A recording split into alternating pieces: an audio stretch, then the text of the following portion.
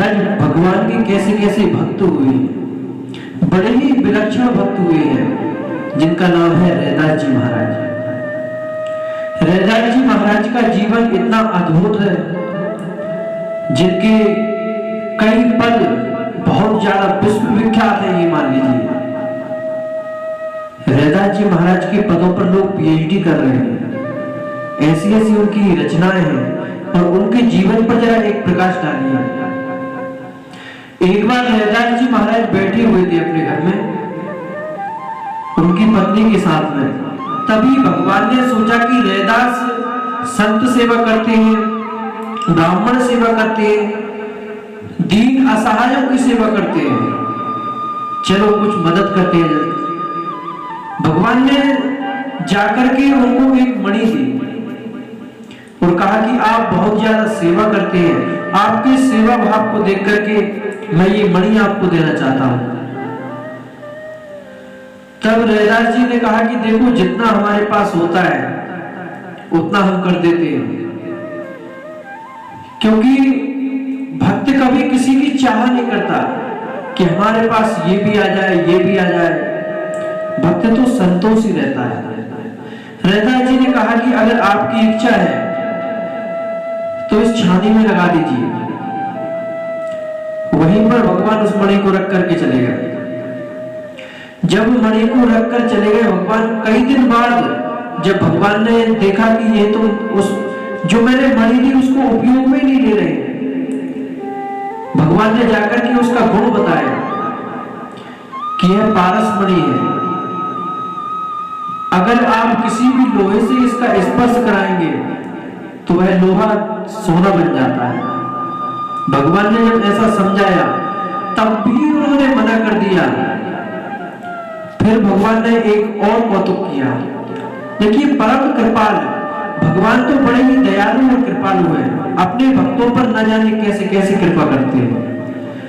भगवान ने सोचा कि ये प्रपंच में पड़ना नहीं चाहते, ये धन संपत्ति का प्रलोभन इन्हें कुछ बिल्कुल भी नहीं है। भगवान ने देखा कि अब क्या किया जाए। रैदास जी महाराज ठाकुर जी की बड़े ही भाव से सेवा करते थे।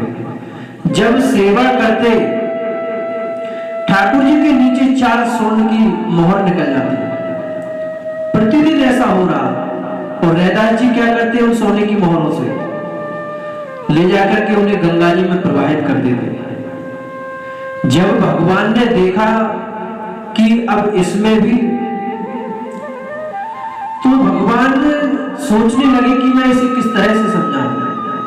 देखिए, रैदास जी का त्याग कितना निर्मल है, उनका मन अंतःकरण कितना शुद्ध है। भगवान समझाना चाहते हैं, उन्हें धन देना चाहते हैं, लेकिन रैदास जी स्वीकार नहीं कर रहे।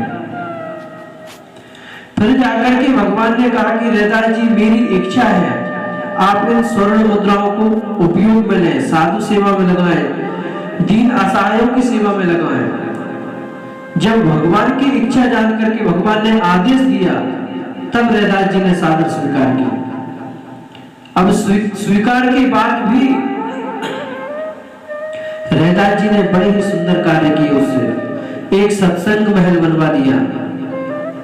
रोज का सत्संग होता, वहां पर संत आते, भगवान की भजन कीर्तन होते, वहां पर भंडारा होता।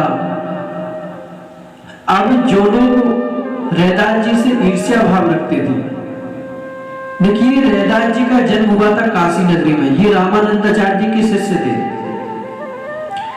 जब काशी के अन्य लोगों ने देखा और उनको जलिस होने लगी कि ये रैदास क्या क्या कर रहा है, इसके पास इतना धन कहां से आ रहा है। जाकर के काशी नरेश से शिकायत की कि महाराज, ये रैदास को देखिए, इसने झूठा आडंबर पहना रखा है, ये अपना संत होने का नाटक कर रहा है, ये संत मंत कुछ नहीं है। जब इस तरह की शिकायत काशी नरेश के पास पहुंची, काशी नरेश ने कहा चलो ठीक है, क्योंकि पहले के राजा आज की तरह नहीं होते थे, बहुत ही सोच विचार कर निर्णय लेते थे क्या किया जाए अथवा क्या नहीं किया जाए। काशी नरेश जी भक्त भी थे। उन्होंने सोचा क्यों ना, अगर ये भक्त होंगे या पाखंडी होंगे, इन्हें दरबार में बुलाया जाए और इनकी परीक्षा की जाए। जो अन्य लोग थे, पंडा पुजारी थे काशी के, उनसे कहा कि आप अपने ठाकुर जी को लेकर के आइए, और रैदास जी अपने ठाकुर जी को लेकर गए। बोले अगर जिसके ठाकुर जी स्वयं चल करके उसकी गोद में आकर के बैठ जाएं, हम उसी को जानेंगे कि हाँ ये वास्तव में भक्त है। जब उन पुजारियों ने पुरुष सूक्त, स्त्री सूक्त, न जाने कितने वेद मंत्रों का पाठ किया, लेकिन भगवान तत्सेवश नहीं हुए, ठाकुर जी उनकी गोद में नहीं गए।